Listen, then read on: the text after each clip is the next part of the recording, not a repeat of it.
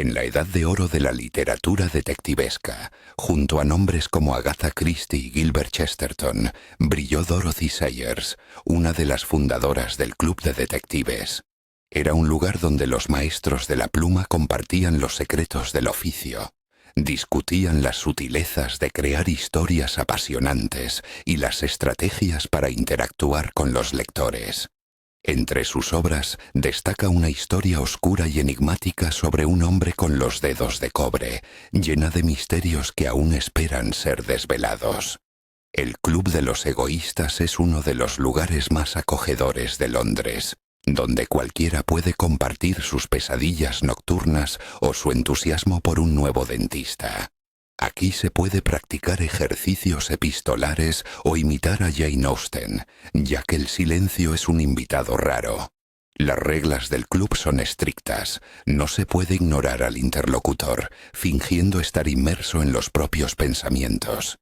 Sin embargo, hay temas prohibidos: el golf y la pesca. Más aún, si se acepta la propuesta del honorable Freddie Arbit, a quien los miembros del club miran ahora con buenos ojos, el telégrafo también quedará prohibido. Como señaló Lord Peter Wimsey durante una reciente discusión en la sala de fumadores, de esas cosas se puede hablar en cualquier lugar, pero no aquí. ¿Qué se esconde detrás de estas extrañas reglas y qué misterios guarda el Club de los Egoístas? Las respuestas a estas preguntas esperan a quienes estén dispuestos a sumergirse en un mundo de intrigas y enigmas. Por lo demás, el club se adhiere a los principios de no discriminación, abriendo sus puertas a todos, salvo quizás a los hombres de pocas palabras y de complexión fuerte, cuya presencia y al parecer no es bienvenida. No obstante, a los posibles miembros les espera un peculiar bautismo de fuego, como lo demuestra el caso de un célebre científico que al unirse al club pagó el precio de su afición por los puros Trinacria fuertes en combinación con un exquisito oporto de la cosecha de 1963. En contraste, el viejo Sir Roger Bond, el rey de las verduras, que amasó una fortuna con un premio de 20.000 libras esterlinas ofrecido por el Grito Dominical, y que invirtió ese dinero en el desarrollo de su negocio de productos agrícolas en los Midlands, fue aceptado por unanimidad en el club después de confesar sinceramente que la cerveza y la pipa eran sus verdaderos valores en la vida. Como sutilmente señaló Lord Peter, un poco de brusquedad no hace daño a nadie, pero la desconsideración es ya un exceso inaceptable. En aquella noche memorable, el poeta cubista Ster presentó al club a su invitado, un tal Barden.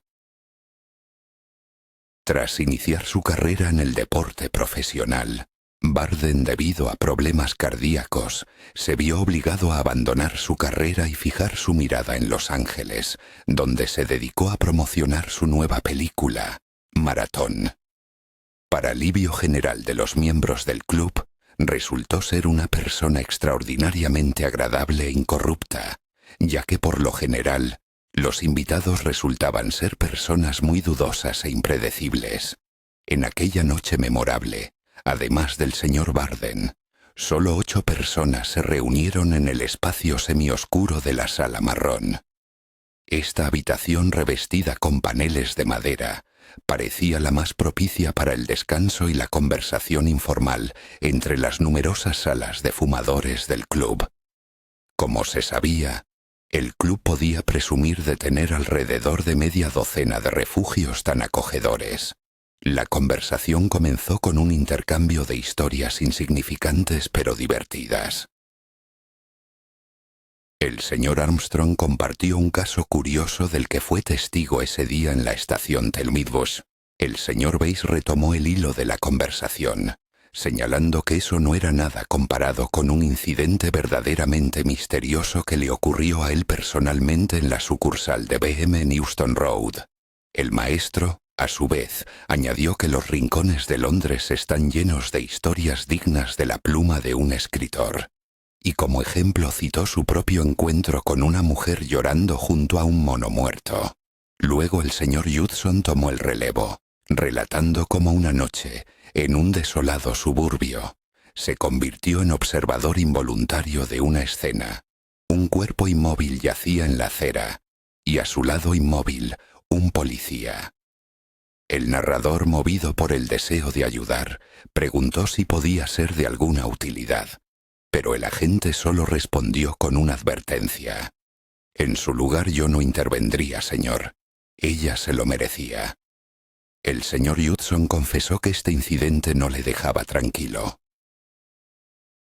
Recordando la asombrosa historia del señor Barden, contó cómo un completo desconocido lo llevó a una casa en Bloomsbury, donde una mujer sufría de envenenamiento por estricnina.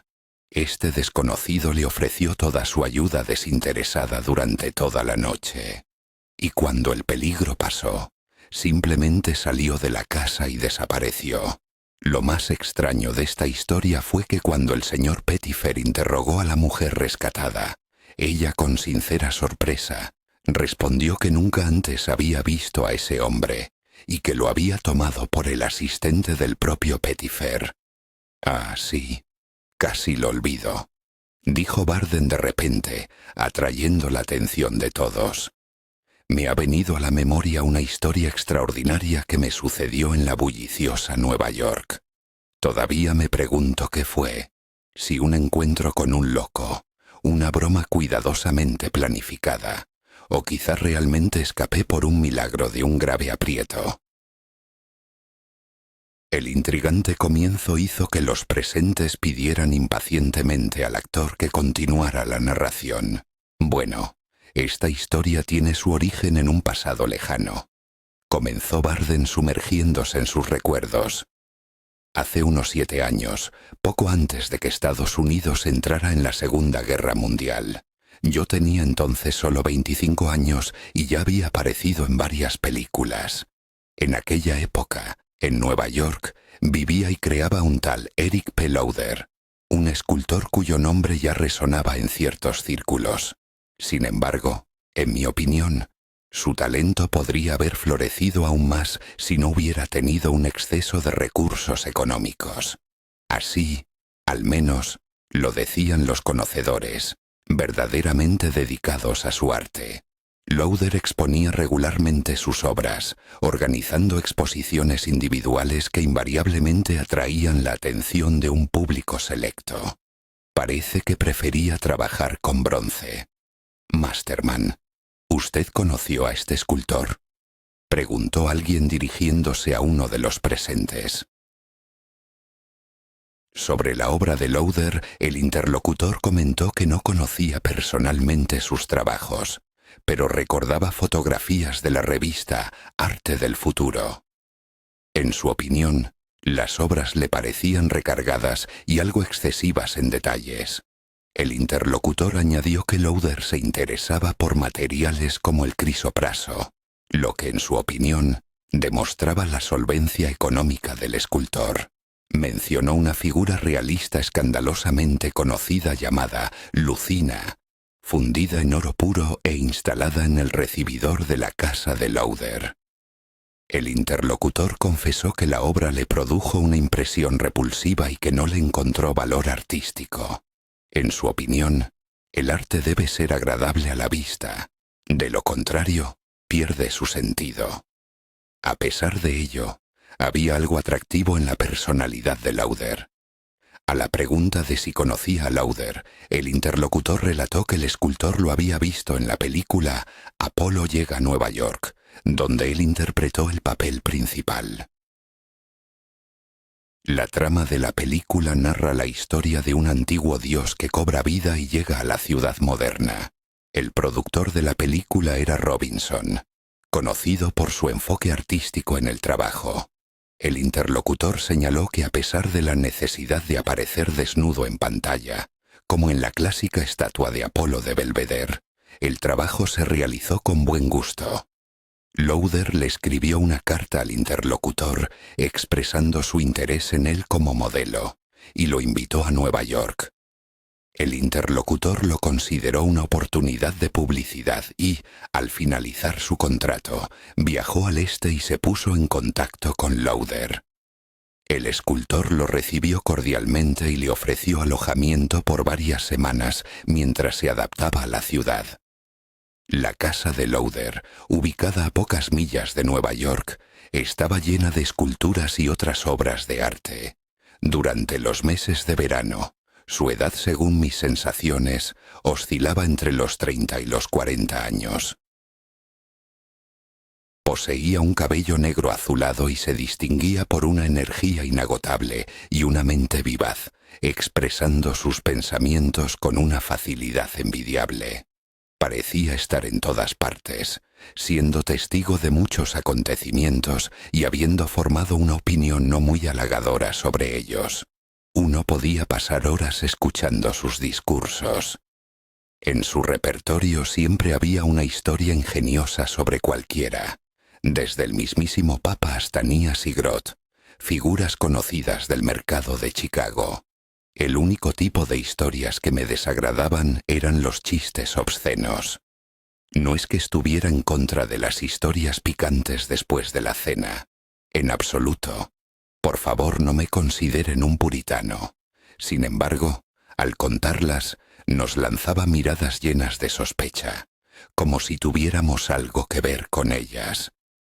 Conocí mujeres que se comportaban de manera similar, y fui testigo de cómo los hombres ponían a las mujeres en situaciones incómodas, pero Lowder era el único hombre que me hacía sentir así.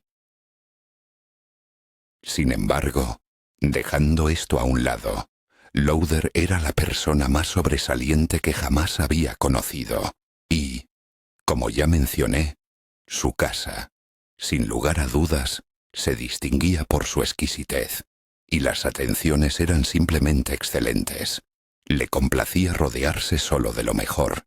Tenía una amante llamada María, y cabe señalar que el narrador nunca había conocido a una mujer con la que pudiera compararse, ni siquiera remotamente. La actividad profesional en la industria cinematográfica forma una mirada exigente sobre la belleza femenina. María pertenecía al tipo de mujeres elegantes y pausadas, con movimientos gráciles. Se distinguía por su carácter tranquilo y regalaba a los que la rodeaban una sonrisa lenta y radiante. Este tipo de personas rara vez se encuentran en los Estados Unidos. Según el relato de Lowder, ella venía del sur, donde actuaba como bailarina de cabaret, lo cual ella no negaba. Lowder sentía orgullo por ella, y parecía que ella le correspondía con una especie de afecto. Ocurría que Lowder la colocaba desnuda en el estudio, cubriéndola solo con una hoja de parra, junto a una de las esculturas, a menudo creadas a partir de ella, y comenzaba a comparar meticulosamente cada detalle. Desde el punto de vista del escultor, ella tenía apenas un único defecto anatómico. El segundo dedo del pie izquierdo era más corto que el pulgar.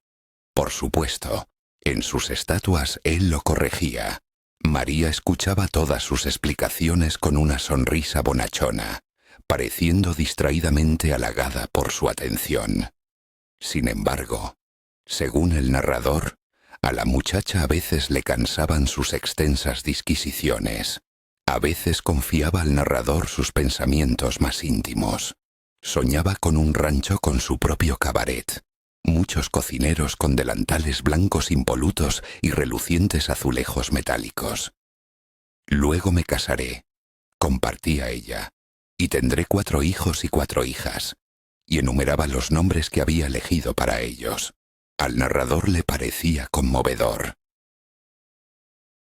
Un día, durante una de esas conversaciones, Lowder apareció inesperadamente.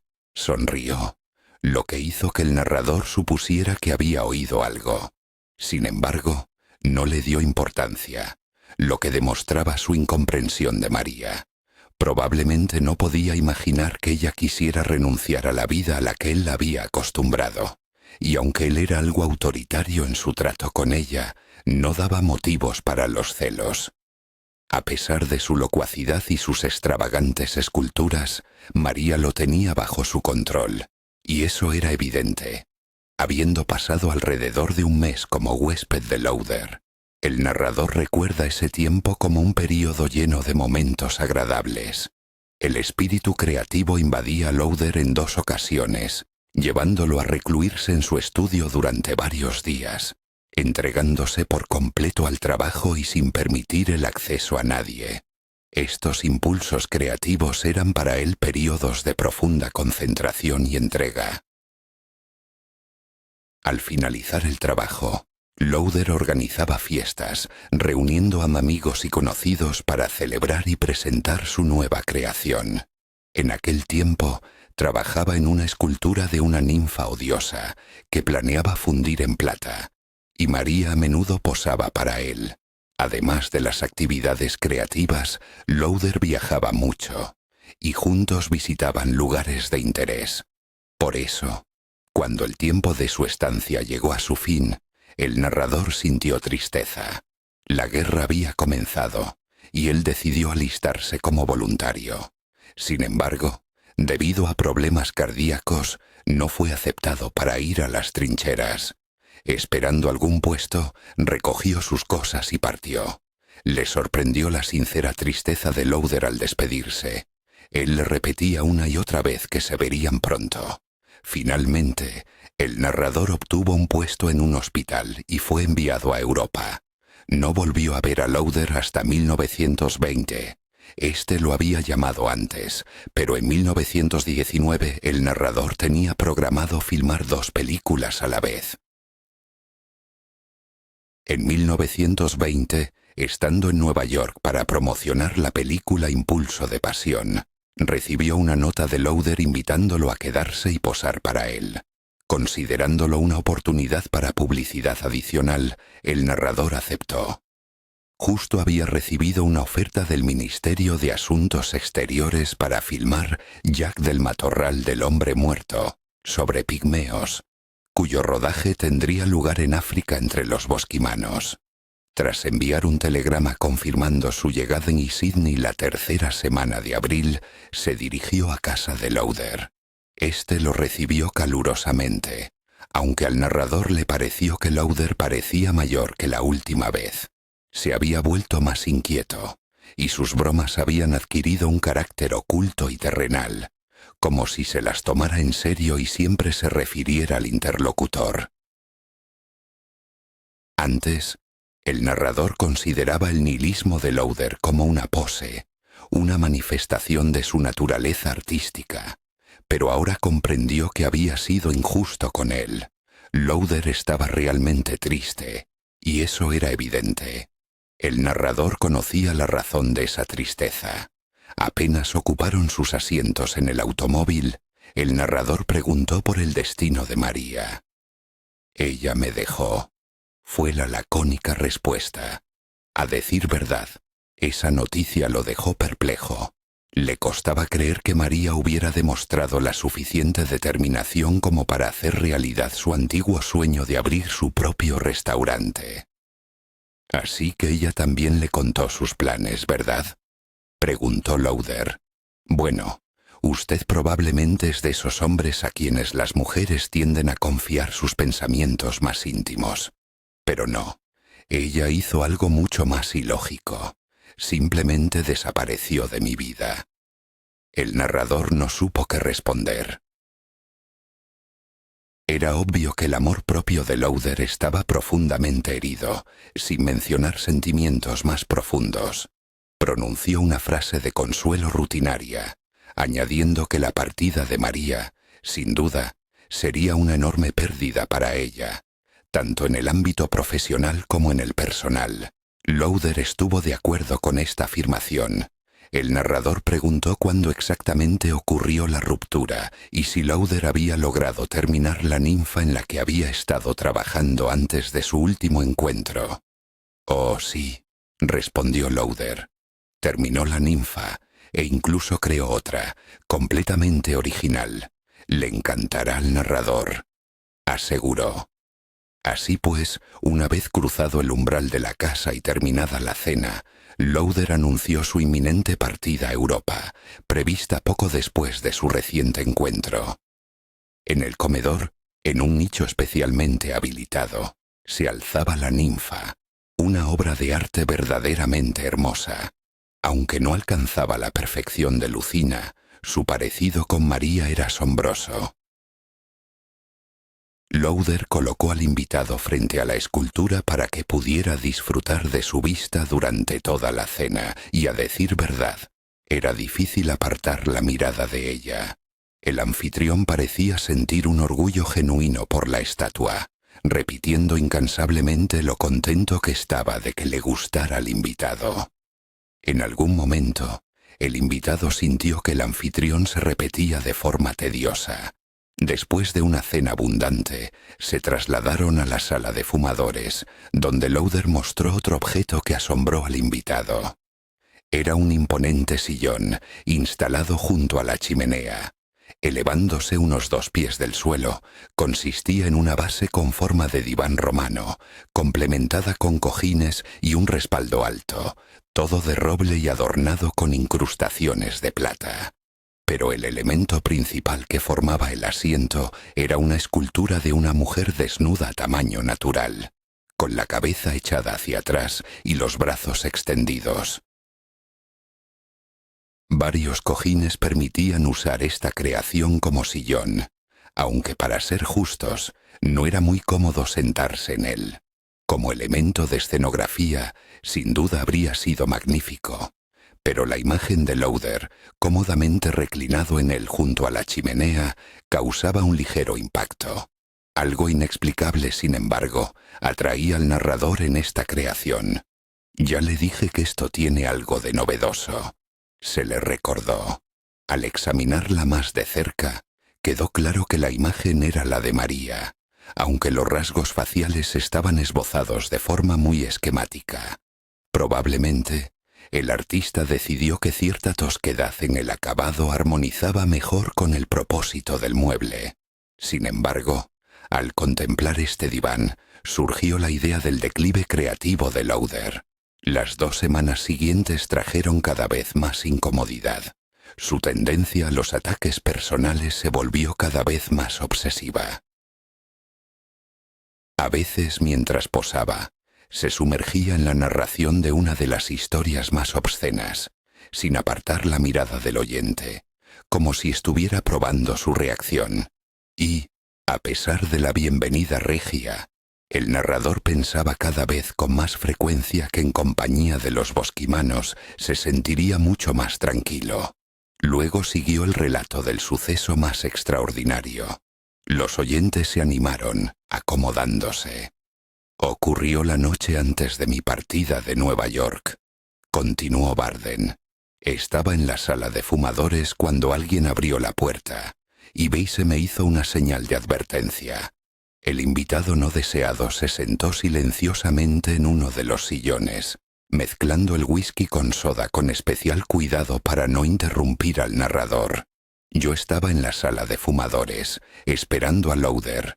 Toda la casa estaba a mi disposición, ya que Lowther había enviado a la servidumbre alguna función o conferencia, y él mismo estaba recogiendo sus cosas, preparándose para la gira europea. Además, tenía una reunión con un empresario. Probablemente el sueño lo venció, pues se despertó al atardecer por un empujón repentino, y a su lado se encontraba una figura desconocida de un joven. Su aspecto no encajaba en absoluto con el de un ladrón, y menos aún con el de un fantasma.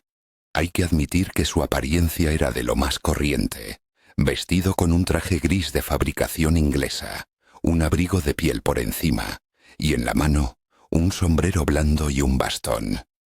Su cabello liso y claro y su rostro bastante simple con una nariz larga y un monóculo no presagiaban nada inusual. El héroe estudió atentamente al invitado no deseado, consciente de que la puerta principal estaba cerrada con llave. Pero antes de que pudiera formular cualquier pensamiento, el desconocido rompió el silencio. Su voz sonaba extraña, confusa y revelaba un fuerte acento, propio del habla inglesa. Para su no poca sorpresa se escuchó la pregunta: «¿Usted por casualidad no es el señor Barden?» «Debo admitir que usted sabe más de mí de lo que yo sé de usted». replicó él. El desconocido dijo: «Le ruego que me disculpe por esta intrusión tan repentina. Entiendo que pueda sonar algo brusco, pero, sabe, se le recomienda encarecidamente que abandone este lugar lo antes posible». «¿Qué demonios significa todo esto?», preguntó el señor Barden con perplejidad. «No deseo parecer grosero», dijo manteniendo un tono imperturbable. «Sin embargo, considero importante informarle de que el señor Lowther, al parecer, le guarda un profundo rencor. Me temo que en sus planes usted aparece ni más ni menos que como un elemento decorativo del interior, quizás un perchero o tal vez una caprichosa lámpara de pie. Confieso que tal declaración me provocó una tormenta de sentimientos encontrados. El tono tranquilo del desconocido y sus modales impecables contrastaban fuertemente con lo absurdo de las palabras pronunciadas. Recordando la considerable fuerza que poseen las personas con trastornos mentales, instintivamente me llevé la mano al paraguas, que me servía de arma. Un escalofrío repentino me recorrió al darme cuenta de que en ese momento estaba completamente solo en la casa. «¿Cómo entró usted aquí?», pregunté intentando dar a mi voz un tono de valentía, aunque por dentro todo se había helado de miedo. «Confieso que recurrí a la ganzúa», respondió con despreocupación, como si se disculpara por la falta de una tarjeta de visita. No estaba seguro de si Lowther ya había regresado, pero créame, es de su interés abandonar esta vivienda lo antes posible. «Espere», repliqué intentando ordenar mis pensamientos. «¿Quién es usted y qué en realidad busca? ¿Qué significan esas extrañas insinuaciones? Lowther no ha perdonado. ¿Por qué? Permítame saberlo». «Permítame», dijo. «Le pido disculpas por esta intrusión tan inoportuna en su vida privada, referente a la persona de María Marano». «¿Qué sabe usted, por el amor de Dios?», exclamé en respuesta. «De esa mujer. Ella se fue de aquí mientras yo cumplía mi deber militar. ¿Qué tiene que ver eso con el asunto?». «Oh, le pido disculpas», respondió el joven. «Quizás confíe demasiado en las palabras de un tal Lowther, un lamentable error por mi parte, pero no se me ocurrió que pudiera estar equivocado. Este hombre verá, afirma que entre usted y María Marano existió una relación íntima durante su anterior visita aquí». «¿María y yo amantes?», exclamé asombrado. «Esto es el colmo del absurdo. Ella se fue acompañada de su amante, sea quien sea. Lowther debe saber que entre nosotros no hubo nada. María nunca abandonó esta propiedad», replicó el joven con énfasis. «Y si no se marcha de inmediato, no estoy seguro de que se le permita abandonarla nunca». «Por el amor de Dios», exclamé irritado. «¿Qué intenta decir?». El desconocido se dio la vuelta y con un gesto decidido retiró la tela azul que cubría la base del diván de plata. «¿Alguna vez se ha detenido a examinar con atención estos pies?», preguntó dirigiéndose a su interlocutor. En respuesta, solo escuchó un desconcertado. «No recuerdo haberles prestado especial atención». «¿A qué viene esa pregunta?». Sin prestar atención a la confusión, el desconocido continuó. «¿Sabe de otras obras de Lowther que representen a María, donde el pie izquierdo tenga el dedo gordo más corto?».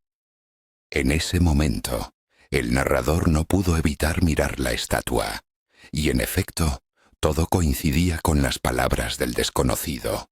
En el pie izquierdo de la estatua, el dedo gordo era más corto de lo normal. «En efecto, así es», admitió. «Pero al fin y al cabo, ¿qué tiene de especial?».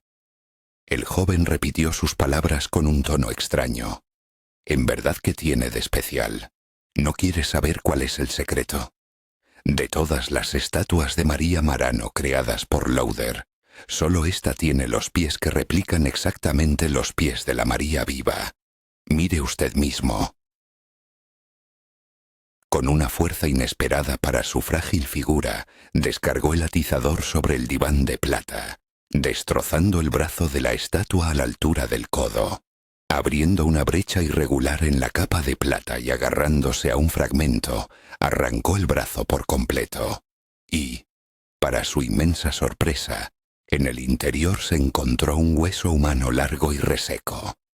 Barden interrumpió su discurso, bebiendo elegantemente un sorbo de whisky ámbar. ¿Y qué pasó después?, exclamaron impacientemente varias voces amortiguadas, cediendo a la tensión general. Bueno, reanudó Barden su relato. Confieso francamente que salí disparado de aquella siniestra casa, como un conejo asustado al oír el disparo de un cazador. En la entrada había un automóvil, y un solícito chofer me abrió la puerta. Me desplomé dentro, pero entonces me asaltó la idea de que todo aquello podía ser una trampa astuta. Al instante salté fuera y eché a correr a toda velocidad hasta que llegué a la parada de tranvía más cercana.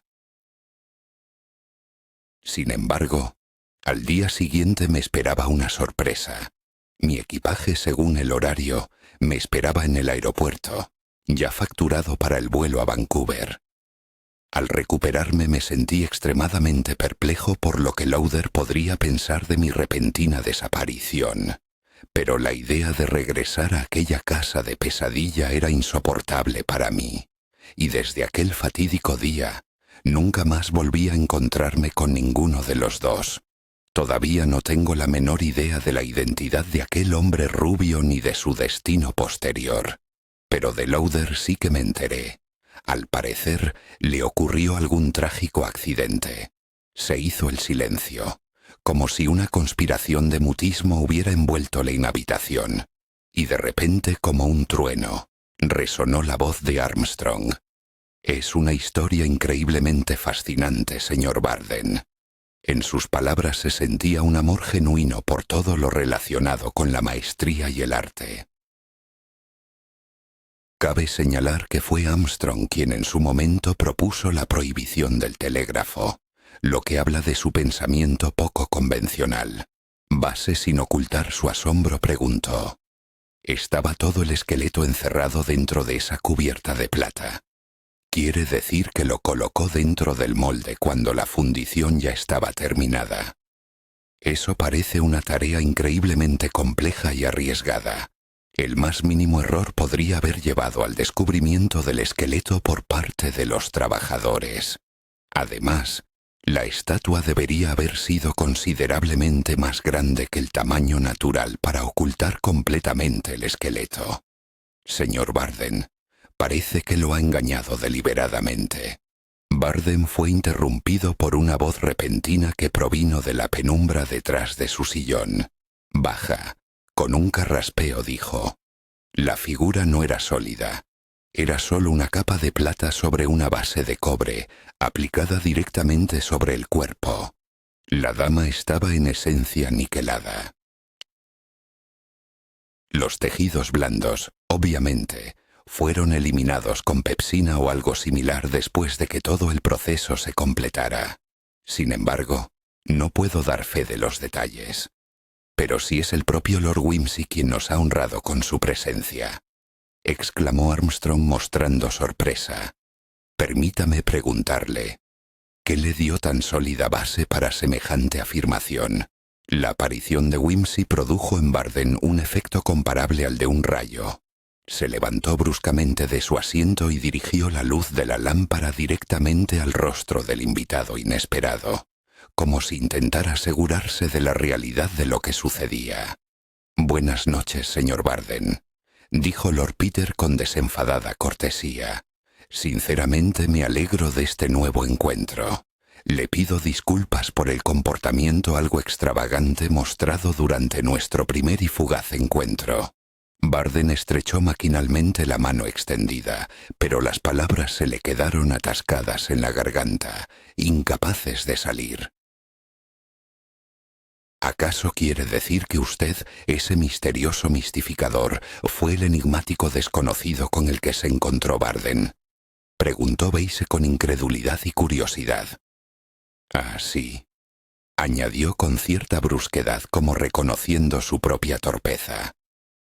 Quizás deberíamos haber cotejado los detalles y haberlo adivinado antes, basándonos en la descripción física. Ya que se ha dignado a honrarnos con su presencia, señaló Smith Harrington, representante del influyente periódico El Grito Matutino. Supongo que no le costará arrojar luz sobre el final de esta apasionante historia, revelando todos sus secretos ante nosotros. ¿Fue todo una ingeniosa invención?, preguntó Judson con duda, buscando confirmación a sus palabras. Sin embargo, Pettifer, sin darle a Lord Peter la oportunidad de responder, se apresuró a intervenir. Por supuesto que no. ¿Por qué Lord Wimsey, versado en las intrincadas complejidades de la naturaleza humana y habiendo visto no pocos secretos siniestros, perdería su precioso tiempo en vanas elucubraciones? Maldita sea, es un hecho innegable, asintió Base, expresando la opinión general. Esto es lo que sucede cuando uno abusa de las capacidades deductivas. Se mete en minucias y hurga en asuntos que es mejor dejar en paz, sin perturbar el descanso de los muertos. Todo esto, por supuesto, es muy instructivo, Base, replicó Lord Peter sin querer desviarse del tema principal. ¿Pero qué le sucedió al señor Barden aquella fatídica noche? ¿Dónde está ahora? Eso es precisamente lo que nos atormenta. ¿Dónde está?, exclamó Smith Harrington, expresando la impaciencia general.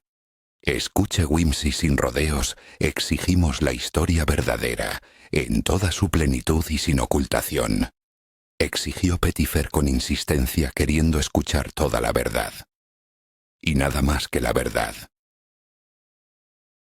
concluyó Armstrong, apartando ágilmente la botella de exquisito whisky y los aromáticos cigarros de Lord Peter, como privándole de los últimos placeres de la vida. Vamos, viejo, ni una calada, ni un sorbo, hasta que Bart Allen sea liberado de la custodia. Esto es simplemente horrible, exclamó su señoría, expresando su máxima indignación. Luego, cambiando a un tono más comedido, añadió: por cierto, esta historia no es de las que me gustaría compartir con el público en general. En ella me presento en un papel que puede interpretarse como complicidad en un asesinato, lo cual sin duda no mejora mi reputación. Oh, Dios mío, exhaló Base conmocionado, incapaz de ocultar su asombro. No se preocupe, lo tranquilizó Armstrong. Todos los presentes guardarán silencio. De ninguna manera podemos permitirnos perder a un miembro tan valioso del club como usted, ¿verdad? Smith Harrington tendrá que moderar sus apetitos por un tiempo para preservar nuestra reputación común. De todas partes llovieron las promesas de no divulgar lo escuchado. Lord Peter, sintiéndose seguro, se acomodó en el sillón y comenzó su relato. El extraordinario incidente relacionado con Eric Lauder sirve como un claro ejemplo de cómo una fuerza superior, que trasciende nuestras modestas aspiraciones humanas, rige los destinos de las personas. Llámenla providencia o destino, pero para evitar disquisiciones filosóficas innecesarias, no le daremos ningún nombre específico, dijo Lord Peter, armándose de valor y reanudando la narración. Así pues, la primera circunstancia que atrajo mi atención fue aquel absurdo incidente con la señorita Bill. En particular, me interesó la pregunta: ¿por qué se le ocurrió a Lauder ir a Europa, si le convendría mucho más Australia? Permítame discrepar, estimado, replicó el narrador, pues precisamente ayer me comunicó su intención de viajar a Italia en 3 semanas. ¿Italia? Apenas, fue la respuesta del interlocutor. Al contrario, ayer mismo estuvo personalmente visitando todas las instancias, averiguando los detalles y formalidades necesarias para viajar a Sydney y otros lugares. Quizás, supuso el narrador, su camino pasa por el Pacífico y planea hacer una parada en Sydney de camino. Sin embargo, esto me sorprende, ya que durante nuestro reciente encuentro él hablaba firmemente de zarpar hacia Europa y visitar París antes de dirigirse a Roma.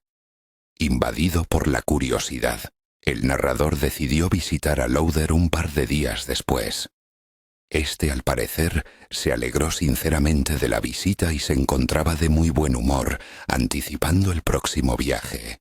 De nuevo se le preguntó sobre la ruta, y Lauder confirmó sin dudar que iría por París. La conversación terminó ahí. Poco después, Lauder compartió la noticia de la inminente llegada del señor Barden, quien iba a hospedarse en su casa antes de su partida. Expresó su esperanza de convencer a Barden para que posara para él, admirando la perfección de su físico. Hace tiempo que quería proponérselo, pero la guerra que comenzó nos separó, y él se fue al ejército sin darme la oportunidad. En ese momento, en los ojos de Lauder brilló un destello maligno que preocupó al narrador. Acariciaba suavemente el cuello de la estatua, mirándola de reojo con una sonrisa torcida. Me atrevo a esperar que no planea recurrir a la técnica de pulverización en sus nuevas obras. Pregunté con cierta preocupación. Bueno, dijo arrastrando las palabras. Tenía en mente crear algo así como una pareja para la escultura ya conocida por el público. Atleta durmiente, algo por el estilo. Yo le recomendaría encarecidamente que la fundiera. Expresé mi opinión. ¿Por qué aplicar una capa tan impresionante? Eso destruye sin piedad los detalles más finos, priva la obra de su gracia. Mi comentario, evidentemente, le tocó la fibra sensible. Nunca se distinguió por su amor a las críticas sobre sus creaciones. Es solo un experimento. Se apresuró a justificarse. Ya verá, el próximo intento será una verdadera obra maestra. En ese preciso momento apareció el mayordomo con la pregunta de si me preparaban la cena, teniendo en cuenta el mal tiempo que se había desatado. Nosotros, a decir verdad, no prestábamos mucha atención a los caprichos de la naturaleza, aunque al salir de Nueva York el cielo ya se veía bastante siniestro. Pero bastó con que miráramos por la ventana para darnos cuenta. En la calle se desataba un verdadero aguacero tropical. Quizás no le habría dado importancia si el día anterior no hubiera hecho un viaje en un limusina deportiva descapotable, y además sin abrigo. Ahora, la perspectiva de recorrer 5 millas bajo la lluvia torrencial parecía poco atractiva. Lauder me insistió en que me quedara, y yo, después de pensarlo, accedí. Sintiéndome algo cansado, decidí irme directamente a la habitación. Lauder, por su parte, declaró su intención de trabajar un poco en el estudio. Escuché sus pasos alejándose por el pasillo. Dado que las circunstancias no permiten entrar en detalles de un incidente, el autor se limita a constatar como hecho digno de atención el repentino despertar en mitad de la noche, marcado por la sensación de una humedad siniestra. La causa fue la desafortunada bolsa de agua caliente, previsoriamente colocada por el sirviente en la cama para calentarla del frío inevitable. El pérfido dispositivo goteó, convirtiendo el sueño en un abismo de humedad. Reuniendo los restos de su autocontrol, el autor intentó desesperadamente establecer la fuente del desastre. Por desgracia, las sábanas, la manta y el colchón estaban irremediablemente empapados de agua. La mirada se posó en un sillón y entonces se le ocurrió. Recordó la imagen de un lujoso sofá que adornaba el estudio, con una suave alfombra de cuero y multitud de cojines. ¿Por qué no terminar allí el sueño interrumpido? Armado con su fiel compañero, una pequeña linterna eléctrica, el autor se dirigió en busca de un refugio seco. En el estudio reinaba el silencio y la ausencia de personas, lo que permitió suponer que Lauder ya se había entregado a los brazos de Morfeo. El sofá estaba intacto. Solo el borde de la alfombra colgaba ligeramente de él. El autor, sin pensarlo 2 veces, se metió debajo, preparándose para el tan esperado sueño. Apenas los párpados comenzaron a cerrarse, cuando el silencio fue interrumpido por pasos que no venían del pasillo, sino de la parte opuesta de la habitación. La sorpresa se apoderó del autor, pues no sabía de la existencia de una salida por ese lado. Conteniendo la respiración, notó una rendija de luz que se colaba por la ranura de un armario, donde Lowther guardaba sus herramientas y otros enseres. La rendija se hacía cada vez más ancha, y de repente, como de la nada, apareció Lowther con una linterna eléctrica en la mano. Cerrando la puerta del armario sin hacer ruido, cruzó el estudio, se detuvo frente al caballete y lo abrió. A través de un pequeño agujero en la cortina, el autor pudo ver lo que sucedía. Lowther se quedó inmóvil, con la mirada fija en el caballete, y luego soltó una horrible risa gorgoteante que el autor tuvo la desgracia de escuchar. Si hasta ese momento aún albergaba la tímida idea de revelar su presencia involuntaria, ahora se había desvanecido sin dejar rastro. Lowther volvió a cerrar el caballete y desapareció por la misma puerta por la que había aparecido. Esperó un momento hasta que la ausencia del anfitrión fuera innegable. Se levantó, pisando con exagerada cautela. De puntillas se acercó al caballete, ansioso por saber qué genial creación se ocultaba bajo el lienzo protector. Su mirada, llena de expectación, se clavó en el lienzo, y en lo más profundo de su ser comenzó a surgir un presagio siniestro.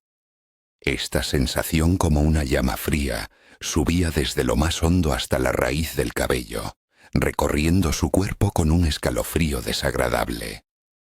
El rasgo familiar, una curiosidad insaciable, a menudo se le reprochaba. Sin embargo, ningún argumento de la razón habría podido disuadirlo de la tentación de asomarse al misterioso armario, a pesar del ominoso presentimiento de que algo espantoso estaba a punto de salir de allí.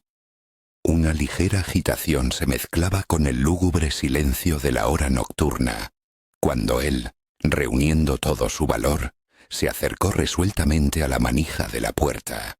Para su sorpresa, la puerta no estaba cerrada y se abrió fácilmente, revelando una hilera de estantes completamente nuevos y perfectamente ordenados, en los que, sin embargo, no había nada que pudiera llamar la atención. La sangre, ya calentada por el entusiasmo, exigía continuar, y él, sin perder la esperanza, se puso a buscar un mecanismo secreto. Pronto sus esfuerzos fueron recompensados. La cerradura cedió, y la pared trasera del armario se abrió silenciosamente, revelando un estrecho tramo de escalones. La prudencia le aconsejó detenerse y comprobar si era posible abrir la puerta desde fuera antes de adentrarse en lo desconocido. Además, se llevó un pesado mortero, encontrado en un estante, convirtiéndolo en un arma improvisada en caso de un encuentro inesperado. Cerrando la puerta tras de sí, con la ligereza de un elfo, comenzó a descender por la antigua escalera, anticipando nuevos descubrimientos. En el sótano se descubrió otra puerta secreta, cuyo misterio, sin embargo, no fue difícil de desvelar. Invadido por la emoción, el explorador la abrió bruscamente, con el arma lista, pero tras la puerta le esperaba, a primera vista, una habitación vacía. El haz de la linterna se deslizó por la superficie, reflejando el brillo de algún líquido, y pronto se encontró el interruptor. A la vista se abrió una espaciosa sala cuadrada, habilitada como taller. A la derecha, en la pared, se alzaba un imponente interruptor, y debajo un banco de trabajo. Del techo colgaba una potente lámpara, inundando de luz una enorme bañera de cristal, de 7 pies de largo y 3 de ancho. Apagando la linterna, el explorador miró dentro. La bañera estaba llena hasta el borde de un líquido marrón oscuro, en el que reconoció sin dificultad una solución de cianuro y sulfato de cobre, utilizada habitualmente en el proceso de oxidación. Por encima colgaban electrodos con ganchos vacíos. En una esquina había un paquete semivacío, del que asomaban hileras de ánodos de cobre, suficientes para aplicar una capa de 1 centímetro de grosor a una escultura de tamaño natural. Al lado había una caja más pequeña, bien clavada. A juzgar por su aspecto y peso, se podía suponer que contenía la plata necesaria para completar todo el proceso. En busca de algo más, el explorador no tardó en encontrar una cantidad considerable de piezas de grafito y una jarra grande de barniz. Por supuesto, en todo esto no había nada que pudiera despertar sospechas o considerarse ilegal. Nada impedía a Lowther crear una figura de yeso y luego cubrirla con una capa de plata, si se le hubiera ocurrido. Sin embargo, la atención del narrador se centró en un artefacto cuya presencia en ese lugar parecía completamente indebida. Sobre el asiento del banco se encontró una masiva placa de cobre, que alcanzaba 1,5 pulgadas de largo. Estos son los rastros de la actividad nocturna de Lowther, se le ocurrió. Probablemente era su retrato fotográfico, destinado a protegerlo de la suplantación de identidad. Como ejemplo, se podría imaginar al señor Gika, amigo del narrador, a quien se le exigía urgentemente abandonar el país debido al creciente interés de Scotland Yard.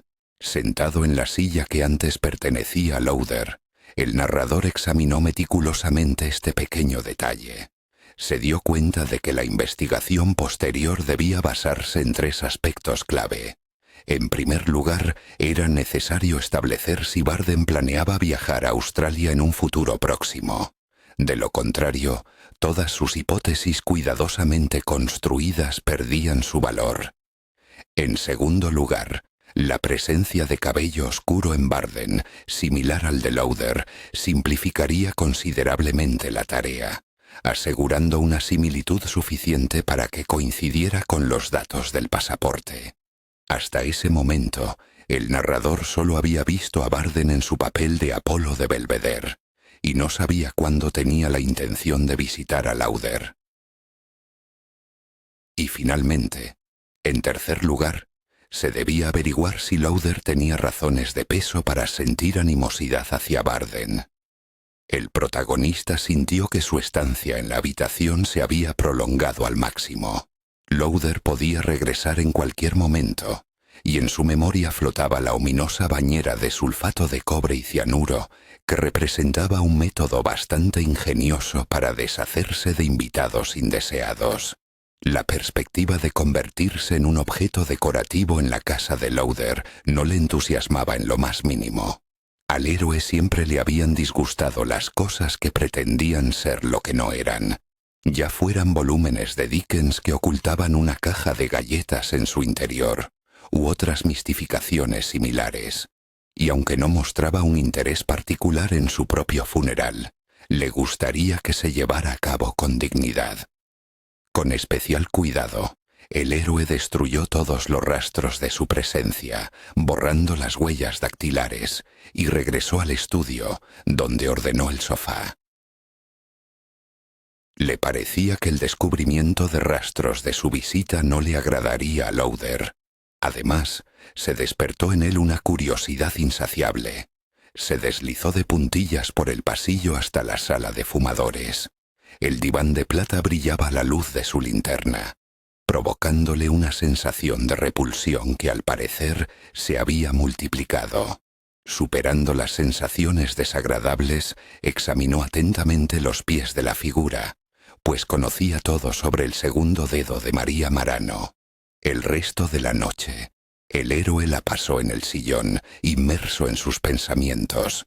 Los obstáculos burocráticos en el caso de la señorita Bill y la necesidad de solicitudes adicionales retrasaron considerablemente la implicación del narrador en las intrincadas maquinaciones de Lowther. Durante la investigación se descubrió que un tal Barden había visitado a Lowther varios meses antes de la trágica desaparición de la hermosa María Marano. Admito que fui algo ingenuo con usted, señor Barden, dijo el narrador. Supuse que podría haber existido algún tipo de relación entre ustedes. No se disculpe, respondió Barden con una ligera sonrisa. La moral de las estrellas de cine ha sido objeto de burla desde hace mucho tiempo. ¿Para qué remover viejas heridas? Wimsey replicó con cierto entusiasmo. Mis disculpas, al menos en lo que respecta a Lowther, no cambian la esencia del asunto. Además, había una circunstancia que debía confirmarse con certeza. El galvanizado, especialmente uno tan meticuloso como el que se pretendía, es un proceso que requiere más de una noche de trabajo. Por otro lado, un punto clave era asegurar la visibilidad de Barden en Nueva York hasta la fecha de su partida programada. Lowther también necesitaba demostrar de manera convincente que Barden realmente había abandonado Nueva York y llegado a Sídney. Por lo tanto, el doble de Barden debía partir con el equipaje de Barden y su pasaporte, provisto de una fotografía sustituida y los sellos consulares correspondientes, para luego desaparecer sin dejar rastro en Sídney, transformándose en Eric Lowther, que ya viajaba con su propio pasaporte. A Cobham Limited se envió un telegrama, informando de la llegada de Barden en un vuelo posterior. Esta tarea fue encomendada a Bunter, un sirviente de excepcional diligencia. Este hombre leal siguió incansablemente a Lowther durante 3 semanas. Finalmente, el día de la partida de Barden, se envió un telegrama desde la oficina de Broadway, donde por una feliz casualidad, utilizando para ello material de escritura muy fiable. «Por Dios», exclamó Barden. «Parece que alguien mencionó Cobham cuando salí, pero no lo relacioné en absoluto con Lowther. Lo tomé como una broma de los empleados de Western Electric. Así es». Sin embargo, al recibir el telegrama me dirigí inmediatamente a Lowther, llevando conmigo una ganzúa y una pistola automática. El fiel Bunter me acompañó, con instrucciones de llamar a la policía en caso de que no regresara en el plazo establecido. Así, como ve, todo estaba previsto. Fue Bunter quien lo esperaba como conductor, señor Barden, pero sus sospechas estaban perfectamente fundadas. Por lo tanto, solo nos quedaba enviar su equipaje a la terminal del aeropuerto.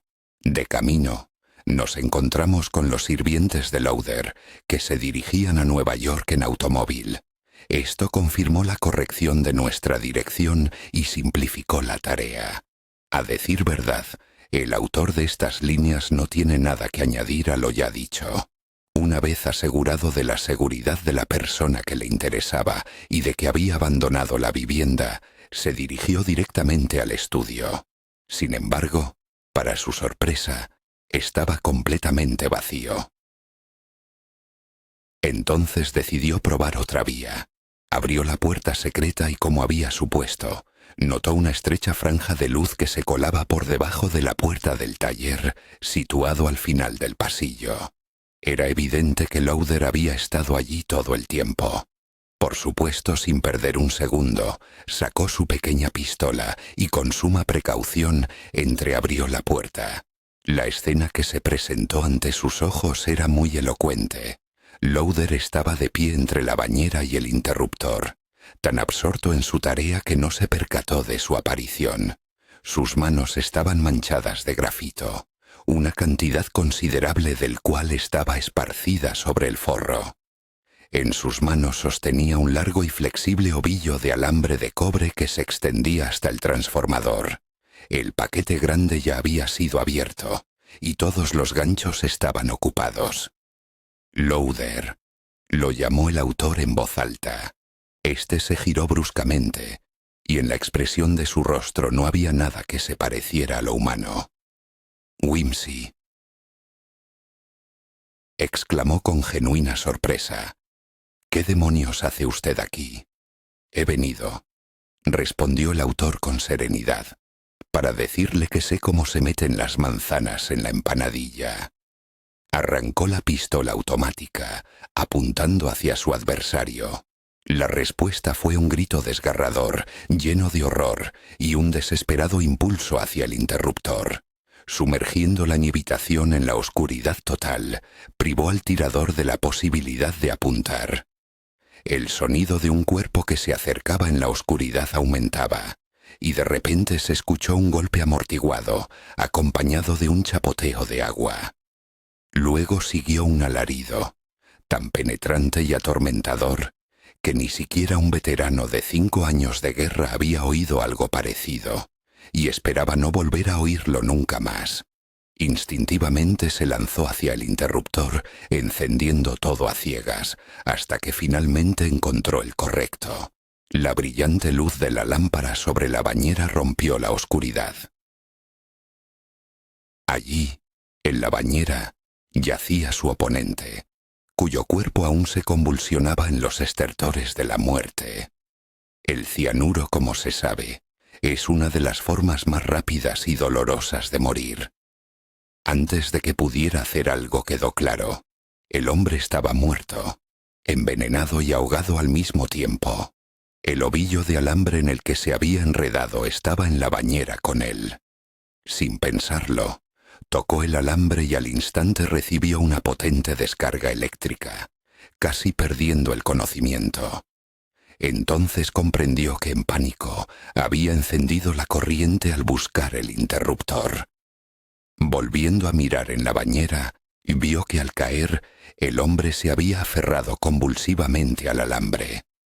Este le rodeaba firmemente los dedos, y la corriente eléctrica depositaba metódicamente una película de cobre en su mano, ennegrecida por la oxidación. La situación podría haber tomado un giro extremadamente indeseable si se hubiera sabido de la amenaza con arma en la casa de la víctima. Se realizó un minucioso examen del lugar de los hechos, encontrándose soldadura y un soldador. Luego se llamó a Bunter, quien llegó a la brevedad. Dejando todo como estaba, regresaron a Nueva York por una ruta compleja y enrevesada. El único objeto que se llevaron fue una copia del sello consular, posteriormente arrojada al río para borrar las huellas. Al día siguiente, el mayordomo encontró el cuerpo de Lowder. Los periódicos informaron de su hallazgo en la bañera, con énfasis en un detalle extraño. Las manos del difunto estaban cubiertas por una gruesa capa de cobre, imposible de retirar sin dañarlas, lo que motivó su entierro en ese estado. El incidente se dio por zanjado. Después de estas palabras, Wimsey se dirigió a Armstrong pidiéndole que trajera el whisky con soda prometido.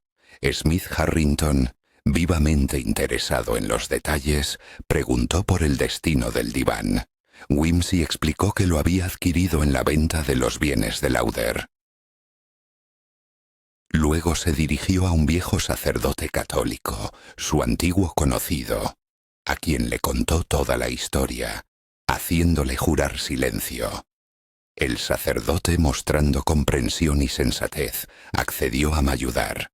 En una de las noches de luna, Wimsey y Bunter transportaron el diván en coche hasta la iglesia del sacerdote, ubicada a pocas millas de la ciudad, y le dieron sepultura cristiana en un rincón apartado del cementerio. En opinión de Wimsey, esa fue la mejor solución en la situación dada. Fin de la historia. Si te gustó, dale like, suscríbete y cuéntanos en los comentarios qué parte fue tu favorita. Nos vemos en la próxima aventura.